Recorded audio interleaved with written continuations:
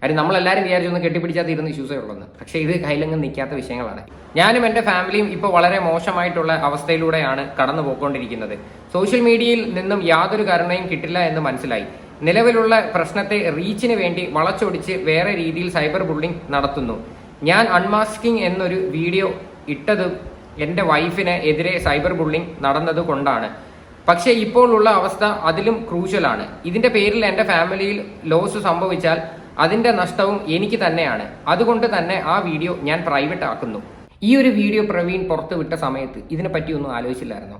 വീട്ടിൽ എന്തെങ്കിലും നഷ്ടങ്ങൾ ഉണ്ടായിക്കഴിഞ്ഞാൽ അതും എൻ്റെ മണ്ടയിൽ വരുമെന്ന് തീർച്ചയായിട്ടും പ്രവീണിന്റെ മണ്ടയിലേ വരത്തുള്ളൂ. ബിക്കോസ് അത്രയും വളരെ സീരിയസ് ആയിട്ടുള്ള കാര്യങ്ങൾ എടുത്ത് സോഷ്യൽ മീഡിയയിൽ ഇടുമ്പോഴത്തേക്കുണ്ടല്ലോ, ഓരോരുത്തരുടെ മൈൻഡ് എങ്ങനെയായിരിക്കും എന്ന് പറയാൻ പറ്റത്തില്ല. ചിലവർ എന്ത് പറയണ്ട, ചിലവരൊക്കെ ആണെങ്കിൽ ഇതൊന്നും കണ്ടുകൊണ്ടിരിക്കത്തില്ല. അവരൊക്കെ എന്ന് പറഞ്ഞാൽ ചിലപ്പോൾ അവരുടെയൊക്കെ മൈൻഡൊക്കെ മാറിയിട്ട് അവരൊക്കെ ആത്മഹത്യ ചെയ്യാൻ ശ്രമിച്ചു കഴിഞ്ഞാൽ ഉണ്ടല്ലോ, എന്തെല്ലാം ഇഷ്യൂസിൽ എന്തെല്ലാം വിഷയത്തിലോട്ട് പോകുന്നറിയോ ഇത്. അപ്പോൾ ഇതൊക്കെ ഇടുന്ന സമയത്ത് നിങ്ങളും കൂടി ആലോചിക്കണമായിരുന്നു. ഓക്കെ, സോഷ്യൽ മീഡിയയിൽ നീതി കിട്ടുമെന്നൊന്നും ഒരു കാരണവശാലും വിചാരിക്കരുത്.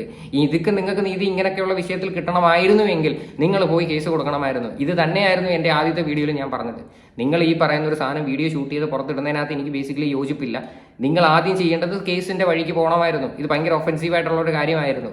ഇപ്പം നിങ്ങൾ ഇങ്ങനെ പറഞ്ഞിട്ട് ഇതിനകത്ത് യാതൊരു അർത്ഥവുമില്ല. എന്തായാലും വിഷയങ്ങളൊക്കെ പെട്ടെന്ന് തീരുവോ ഇല്ലയോ എന്ന് നമുക്ക് കണ്ടറിയാം. ഇതിനെക്കുറിച്ചിട്ടുള്ള നിങ്ങളുടെ എല്ലാവരുടെയും അഭിപ്രായങ്ങൾ എന്താണെന്ന് വെച്ചാൽ നിങ്ങൾ തീർച്ചയായിട്ടും കമന്റ് ചെയ്യുക.